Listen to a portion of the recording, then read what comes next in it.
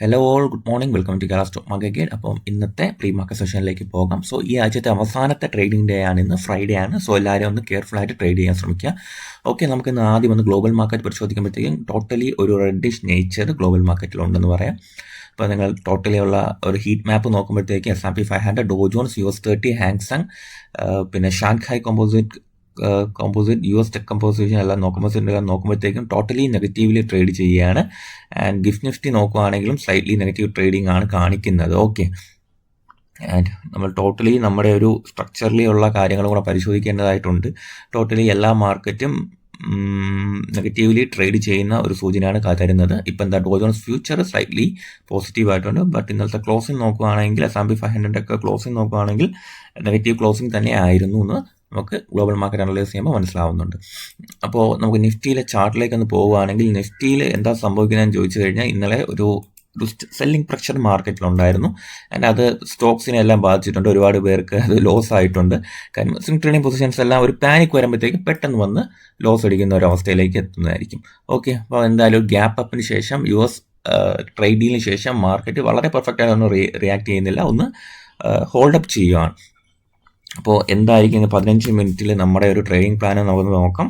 5 minute നമുക്കൊന്ന് എടുത്ത് നോക്കാം. 15 മിനിറ്റ് ചാർട്ട് എടുത്ത് നോക്കുമ്പോഴത്തേക്കും നിഫ്റ്റിയിൽ എന്താ നടക്കുന്നതെന്നുള്ള കാര്യം നമുക്ക് നോക്കാം.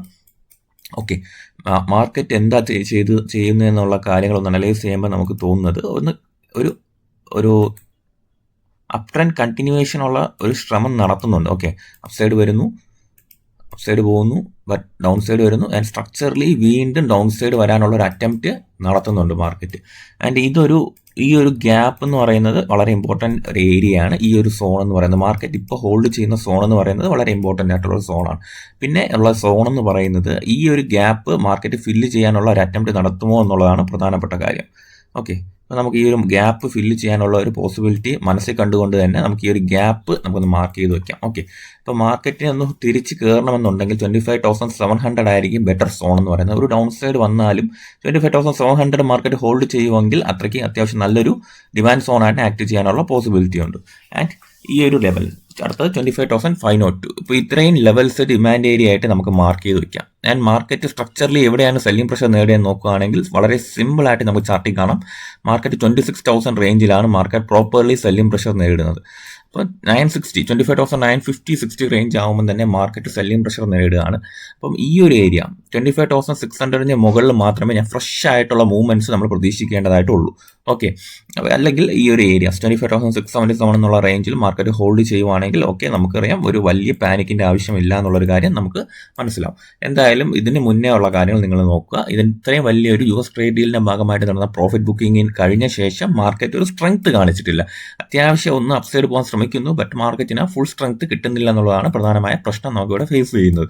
എന്തായാലും മാർക്കറ്റിന്റെ ഫ്രഷ് മൂവ്മെന്റ്സ് നമ്മൾ 26,000 ശേഷം മാത്രമേ ഒരു ഹെവിലി ബുള്ളിഷ് എന്നുള്ള മൈൻഡ് സെറ്റിലേക്ക് നമുക്ക് പോകേണ്ടതായിട്ടുള്ളൂ.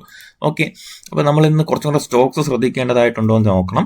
കുറച്ച് സ്റ്റോക്സ് റിസൾട്ടുകളുണ്ട്, അത് ഏതൊക്കെ സ്റ്റോക്സ് ആണെന്നും നോട്ട് ചെയ്ത് വെക്കുക. Azad engineering, Ipca laboratories, IRB infrastructures, brain base solution, first Alkem laboratories, Akums drugs and pharmaceuticals, ഒലയുടെ റിസൾട്ട് വരുന്നുണ്ട്. ഇൻഫോഡിച്ച്, നാരായണ ഹൃദയാലയ, GMR എയർപോർട്ട്, ഇനോക്സ്മിൻ, KFintech, Tenneco clean air India, Torrent pharmaceuticals, Vijaya diagnostic centre and western ഗാരിയസ്. ഈ സ്റ്റോക്സ് ആണ് പ്രധാനപ്പെട്ട ലിസ്റ്റഡ് കമ്പനികളാണ്. ഇപ്പോൾ ഇതിലൊക്കെ ട്രേഡ്സ് ഹോൾഡ് ചെയ്യുന്നവർ അല്ലെങ്കിൽ പൊസിഷൻസ് ഹോൾഡ് ചെയ്യുന്നവർ എല്ലാവരും ഈ റിസൾട്ടുകൾ കൂടെ പരിശോധിക്കാനായിട്ട് നോക്കുക. ഫെബ്രുവരി 14 ഒരുപാട് റിസൾട്ട് വരുന്നുണ്ട്. PTC India, Prakash industries, VIP industries and Vishnu പ്രകാശിന്റെ റിസൾട്ട് വരുന്നുണ്ട്. പൻസാലി എഞ്ചിനീയറിംഗ് പോളിമേഴ്സ്. ഇങ്ങനത്തെ റിസൾട്ടുകൾ ഓൺഗോയിങ് വരുന്നുണ്ട്. ക്വാർട്ടർലി ഏർണിംഗ്സ് പരിശോധിക്കുകയാണെങ്കിൽ കോൾ ഇന്ത്യയുടെ റിസൾട്ട് വന്നിട്ടുണ്ടായിരുന്നു. റവന്യൂ സ്ലൈറ്റ് ഡിക്ലൈൻ ഉണ്ടായിട്ടുണ്ട്. പ്രോഫിറ്റ് സ്ലൈറ്റ്ലി ഫോൾ ചെയ്തിട്ടുണ്ട്.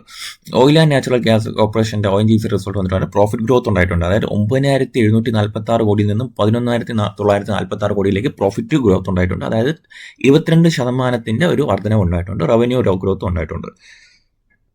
ഇന്ററിം ഡിവിഡന്റ് ആയിട്ട് ONGCയുടെ കൊടുത്തിരിക്കുന്നത് ₹6.25 ഡിവിഡന്റ് പ്രഖ്യാപിച്ചിരിക്കുന്നത്. ഓക്കെ, പിന്നെ ഹിന്ദൽക്കോ ആണെങ്കിൽ പ്രോഫിറ്റ് സിങ്ക് ചെയ്തിട്ടുണ്ടെന്നുള്ള ന്യൂസ് ഉണ്ട്. ഇന്ദ്രപ്രസ്ഥ ഗ്യാസിന്റെ ആണെങ്കിൽ പ്രോഫിറ്റ് സർജ് ചെയ്തിട്ടുണ്ട്. ബയോകോണിന്റെ അത്യാവശ്യം വളരെ ബ്യൂട്ടിഫുൾ റിസൾട്ട് വന്നിട്ടുണ്ട്. 25 കോടിയിൽ നിന്നും 143 കോടിയിലേക്ക് അതായത് പ്രോഫിറ്റ് സൂം ചെയ്തു, അതായത് വർധനവ് ഉണ്ടായി എന്നുള്ള കാര്യം സൂചിപ്പിക്കുന്നു. റവന്യൂ ഗ്രോത്തും ഉണ്ടായിട്ടുണ്ട്. ബയോകോൺ അപ്പം they are doing something right very seriously അല്ലേ. ഇപ്പം നമുക്കൊന്ന് ബയോകോണിൻ്റെ കാര്യങ്ങളൊന്ന് പരിശോധിക്കേണ്ടതായിട്ടുണ്ട്. ഹൊണാസ കൺസ്യൂമറിൻ്റെ പ്രോഫിറ്റ് ഗ്രോത്ത് ഉണ്ടായിട്ടുണ്ട്. 26 കോടിയിൽ നിന്ന് 50 കോടിയിലേക്ക് 92.9% ഗ്രോത്ത് ഉണ്ടായിട്ടുണ്ട്. റവന്യൂ ജമ്പ് ചെയ്തിട്ടുണ്ട്. മുത്തൂറ്റ് ഫിനാൻസിൻ്റെ പ്രോഫിറ്റ് സൂം ചെയ്തിട്ടുണ്ട്. റവന്യൂ ഓൾസോ ഗ്രോത്ത് ഉണ്ടായിട്ട്. PA ഇൻഡസ്ട്രീസിൻ്റെ ആണെങ്കിൽ പ്രോഫിറ്റ് ഡിക്ലൈൻ ചെയ്തതായിട്ടുള്ള ന്യൂസ് ഉണ്ട്. 372 കോടിയിൽ നിന്ന് 311 കോടിയിലേക്ക് ഡിക്ലൈൻ ഉണ്ടായിട്ടുണ്ട്. ട്രാവൽ ഫുഡ് സർവീസസിൻ്റെ ആണെങ്കിൽ പ്രോഫിറ്റ് ജമ്പ് ഉണ്ടായിട്ടുണ്ട്. 97 കോടിയിൽ നിന്ന് 132 കോടിയിലേക്കാണ് പ്രോഫിറ്റ് ജമ്പ് ഉണ്ടായിരിക്കുന്നത്. എഞ്ചിനീയേഴ്സ് ഇന്ത്യ കുറേ കുറച്ച് കാലത്തിന് ശേഷം നമുക്ക് ആ സ്റ്റോക്സ് വാച്ച് ലിസ്റ്റ് ഇടാവുന്ന റേഞ്ചിലേക്ക് വരികയാണ്. Indian railway Indian railway catering and tourism corporation ഇന്നലെ ഞാൻ വീഡിയോ ചെയ്തിട്ടുണ്ടായിരുന്നു. IRFCയുടെ പ്രോഫിറ്റ് ഗ്രോത്ത് ഉണ്ടായിട്ടുണ്ട്. അതിൻ്റെ റവന്യൂ സോർ ചെയ്തിട്ടുണ്ട്. അപ്പോൾ ഇത്രയും കാര്യങ്ങളെല്ലാം പ്രോഫിറ്റ് പെട്രോളിയത്തിൻ്റെ സ്ലൈറ്റ്ലി പ്രോഫിറ്റ് ഫോൾ ചെയ്തിട്ടുണ്ട്. റവന്യൂ ഡിക്ലൈൻ ചെയ്തിട്ടുണ്ട്. പൂർവാങ്കരയുടെ ആണെങ്കിൽ പ്രോഫിറ്റ് ആൻഡ് റവന്യൂ ഗ്രോത്ത് ഉണ്ടായിട്ടുണ്ട്. ഓക്കെ, ഇപ്പം കുറച്ചധികം സ്റ്റോക്സിൻ്റെ റിസൾട്ട് വന്നിട്ടുണ്ട്. ഇതൊക്കെ മെയിൻ സ്റ്റോക്സിൻ്റെ കാര്യമായിരിക്കും ഞാൻ ഡിസ്കസ് ചെയ്ത് പോകുന്നത്. ഓക്കെ, ഏതെങ്കിലും സ്റ്റോക്കിൻ്റെ കാര്യത്തിൽ ഡൗട്ട് ഉണ്ടെങ്കിൽ നിങ്ങൾക്ക് മെസ്സേജ് ചെയ്യാവുന്നതാണ്. സാഗിൽ പ്രീപെയ്ഡ് സോഷ്യൽ സർവീസ് ആണെങ്കിൽ പ്രോഫിറ്റ് ആൻഡ് റവന്യൂ ഗ്രോത്ത് ഉണ്ടായിട്ടുണ്ട്. സ്നൈഡർ ഇലക്ട്രിക് ഇൻഫ്രാസ്ട്രക്ചർ ആണെങ്കിൽ പ്രോഫിറ്റ് ഫോളോ ചെയ്തിട്ടുണ്ട്. റവന്യൂ ജമ്പ് ചെയ്തിട്ടുണ്ട്. മിതാനിക്കും പ്രോഫിറ്റ് ആൻഡ് റവന്യൂ ഗ്രോത്ത് ഉണ്ടായിട്ടുണ്ട്. പിന്നെ നമ്മൾ ശ്രദ്ധിക്കേണ്ട ന്യൂസ് എന്ന് പറയുന്നത് ഗെയിൽ ഇന്ത്യക്കാണെങ്കിൽ ഗവൺമെന്റ് ഓഫ് ഇന്ത്യ ദീപക് ഗുപ്തയെ chairman and managing director of ഗെയിലായിട്ട് അപ്പോയിന്റ് ചെയ്തിട്ടുണ്ടെന്നുള്ള ന്യൂസ് ഉണ്ട്. പിന്നെ ജയകുമാർ ഇൻഫ്രാ പ്രൊജക്ട്സിനാണെങ്കിൽ 615 കോടിയുടെ ഒരു ഓർഡർ ലെറ്റർ ഓഫ് അക്സെപ്റ്റൻസ് കിട്ടിയിട്ടുണ്ട്. NBCC ഇന്ത്യയുമായിട്ട് ബന്ധപ്പെട്ടാണ്. GPRA കോളനി റീഡെവലപ്മെന്റ് പ്രോജക്റ്റുമായിട്ട് ബന്ധപ്പെട്ടാണ് അവർക്ക് കിട്ടിയിട്ടുള്ളത്. സോ മാർക്കറ്റിൽ ഇത്രയും ന്യൂസസ് നിലവിലുണ്ട്. ഇപ്പം എന്തായാലും ഇന്നത്തെ ഗ്യാപ് ഡൗൺ മാർക്കറ്റ് അതിജീവിക്കോ ഇല്ല എന്നുള്ള കാര്യം കണ്ട ശേഷം നമുക്ക് കൂടുതൽ സ്റ്റോക്സ് ഡിസ്കസ് ചെയ്യാം. ആൻഡ് ബാക്കി ലൈവിൽ ഡിസ്കസ് ചെയ്യേണ്ട സ്റ്റോക്സിൻ്റെ ചാർട്ട് ഞാൻ നമ്മുടെ ടെലിഗ്രാം ഗ്രൂപ്പിൽ ഇടുന്നതായിരിക്കും. ഓക്കെ, അപ്പോൾ നിങ്ങൾ ശ്രദ്ധിക്കുകയാണെങ്കിൽ നിങ്ങൾക്ക് അറിയാം നമ്മുടെ ചാനൽ വളരെ ആക്റ്റീവായിട്ട് മുൻപോട്ട് പോകുന്നുണ്ട്. കേരള സ്റ്റോക്ക് മാർക്കറ്റ് പുതിയ ചാനലാണ്. അപ്പോൾ ഇതുവരെ ജോയിൻ ചെയ്തിട്ടില്ലാത്ത ജോയിൻ ചെയ്യാൻ ശ്രമിക്കുക. കാര്യം കഴിഞ്ഞ ചാനൽ ചെറിയ ടെക്നിക്കൽ ഇഷ്യൂ കാരണം ഡിലീറ്റ് ആയി പോയിട്ടുണ്ട്. സോ ഇപ്പം പുതിയ ചാനലായിട്ട് ഓപ്പൺ ചെയ്തിട്ടുണ്ട് ടെലിഗ്രാമിൽ. ഇപ്പോൾ ലിങ്ക് കമൻറ്റ് ബോക്സിൽ ഞാൻ പിൻ ചെയ്തിട്ടുണ്ട്. എല്ലാവരും മാക്സിമം ജോയിൻ ചെയ്യുക. അപ്പോൾ എല്ലാവർക്കും അത് യൂസ്ഫുൾ ആയിരിക്കുമെന്ന് ഞാൻ കരുതുകയാണ്. ഓക്കെ, സോ അപ്പം ഈ ഒരു വീഡിയോ അവസാനിപ്പിക്കുകയാണ്. Thank you.